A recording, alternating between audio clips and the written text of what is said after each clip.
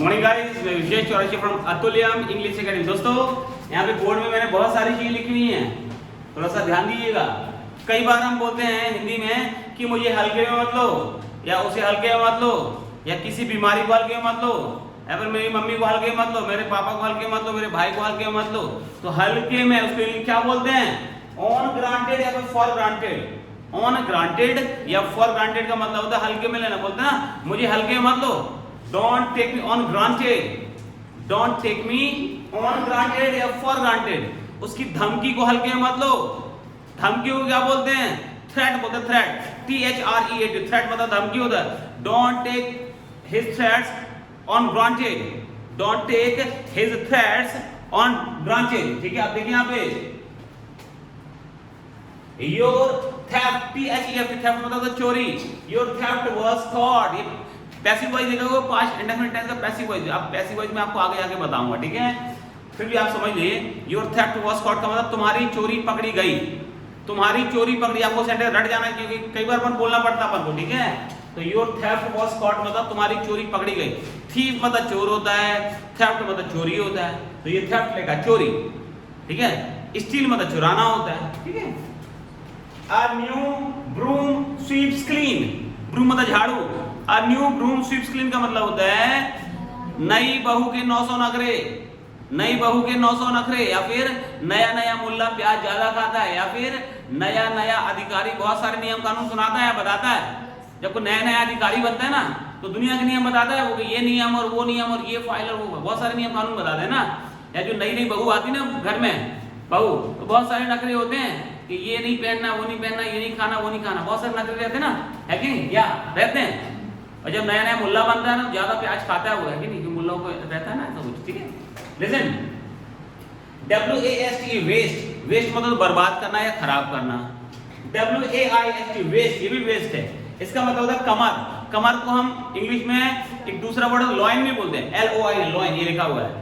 Waste मतलब भी कमर और लॉइन मतलब भी कमर। और लॉइन से बहुत अच्छा फ्रेज मतलब लॉइन क्लॉथ, बहुत शानदार शब्द है ना। पता क्या मतलब? समझा?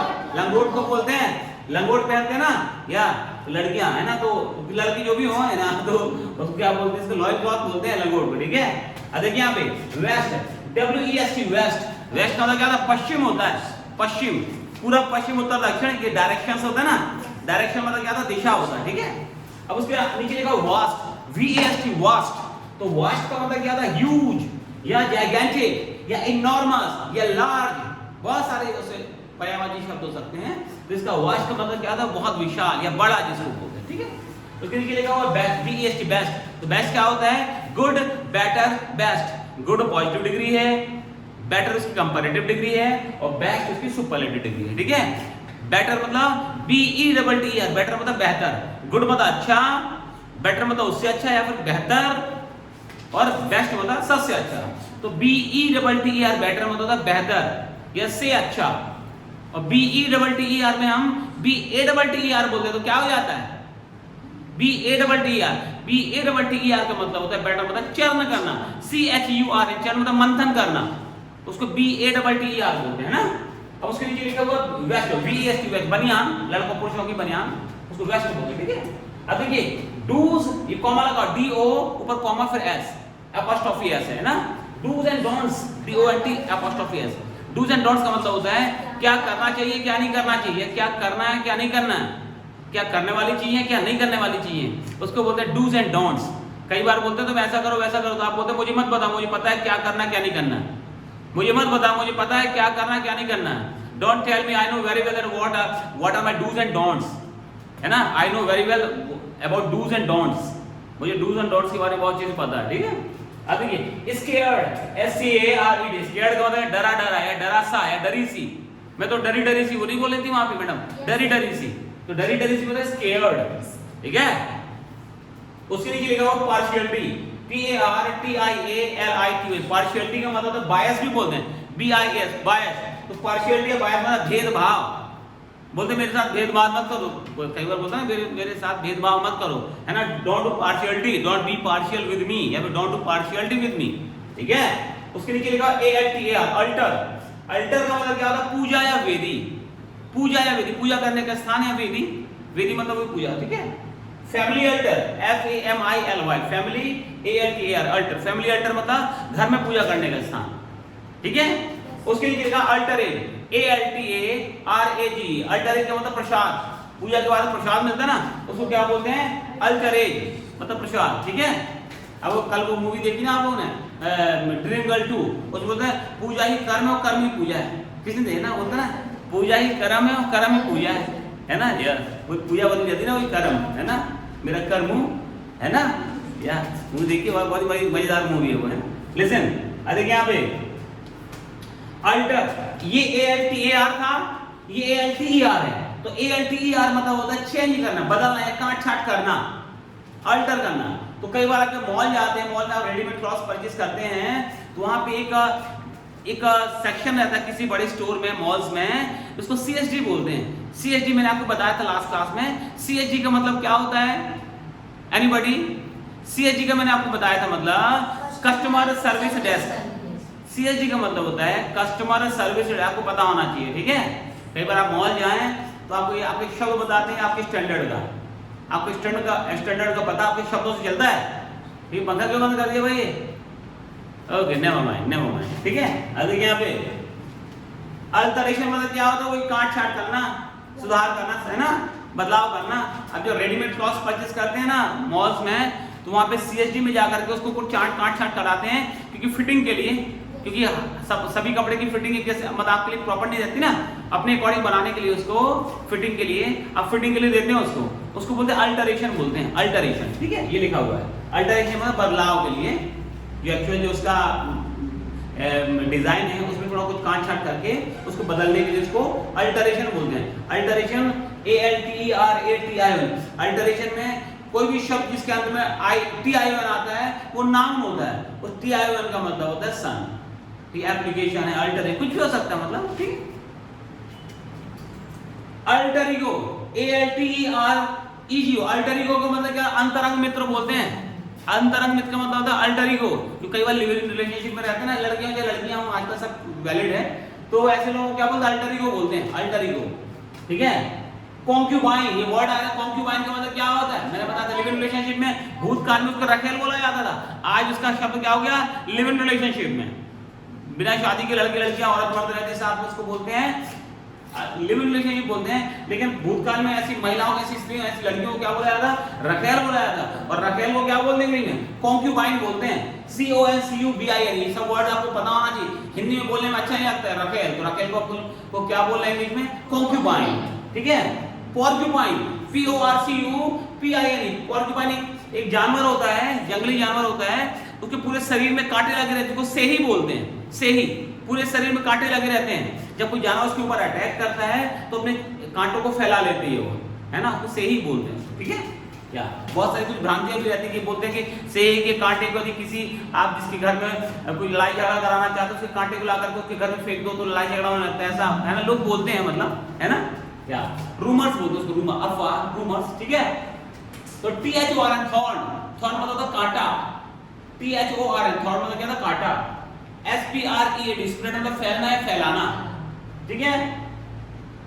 अब उसके यहाँ ये लिखा है डोंट नो व्हाट ऑल, न जाने क्या क्या, डोंट नो व्हाट ऑल का मतलब न जाने क्या क्या, ठीक है।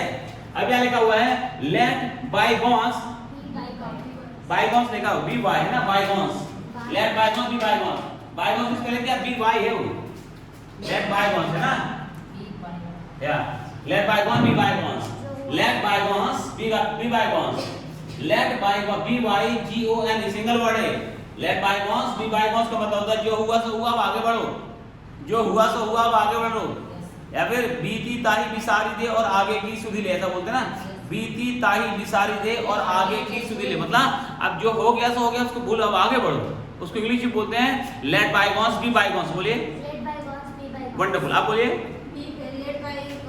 बी बायगॉन्स, है ना, बहुत अच्छा, प्रैक्टिस करें, ये पॉसिबल नहीं कि मैं सबसे बुलवा पाऊं, ठीक है, तो आपको प्रैक्टिस करना उसको।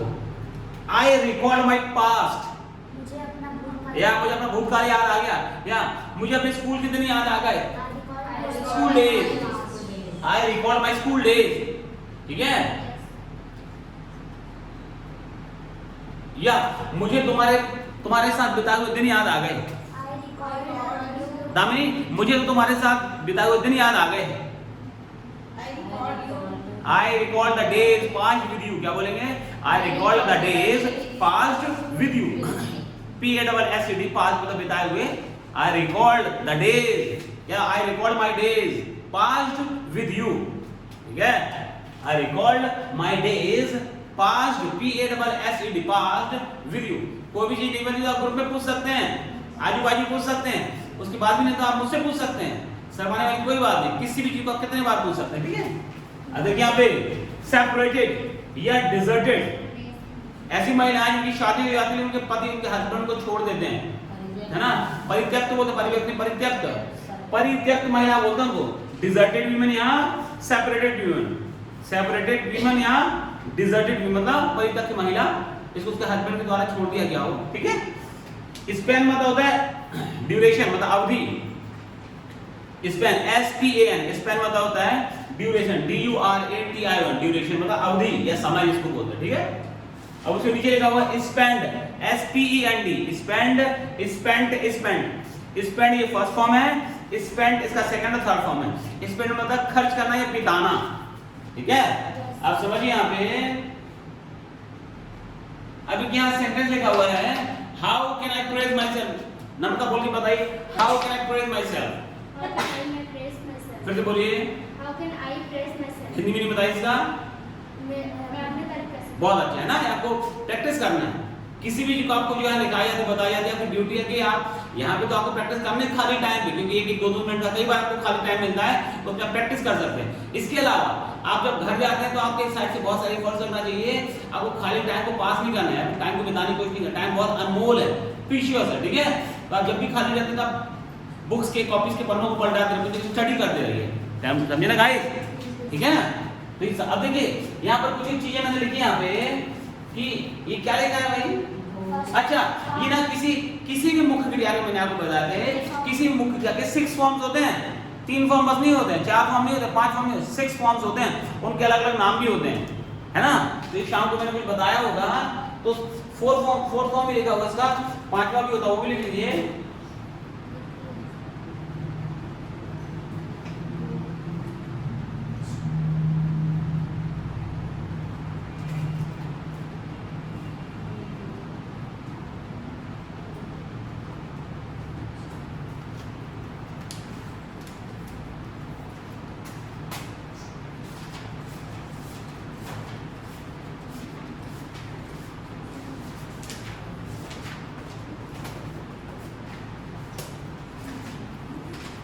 ठीक है, देखिए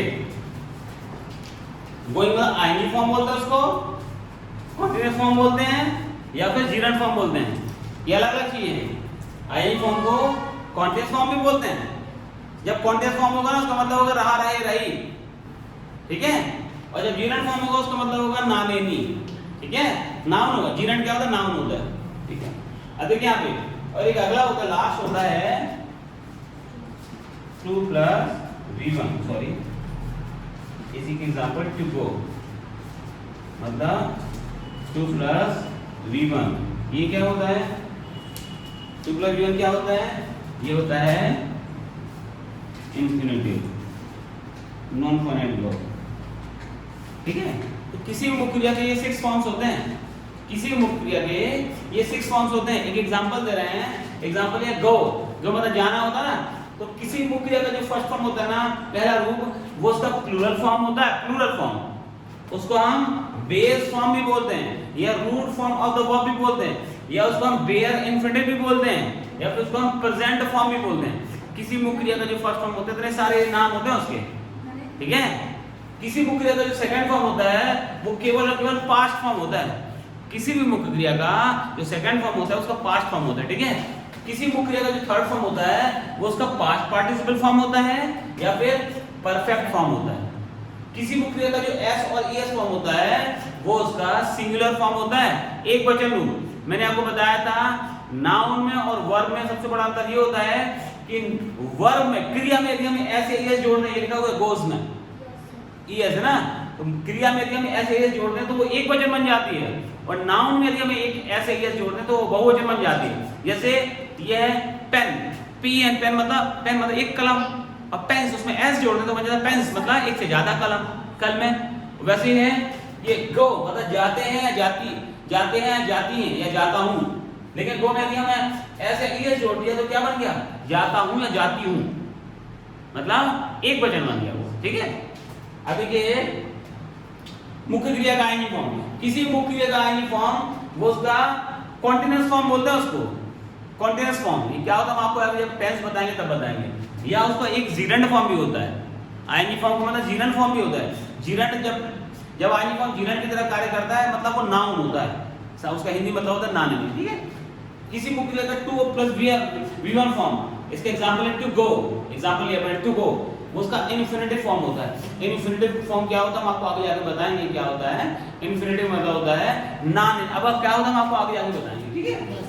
तो दोस्तों अभी तक आपने मेरे YouTube channel Atulyam English academy को सब्सक्राइब नहीं किया है तो मैं आशा करता हूं कि आप आज ही मेरे YouTube channel Atulyam English academy को सब्सक्राइब करिए, ताकि मेरे द्वारा अपलोड किए जाने वाले सारे वीडियोस और नोटिफिकेशन की जानकारी आपको समय समय पर प्राप्त होती रहे। Thank you guys.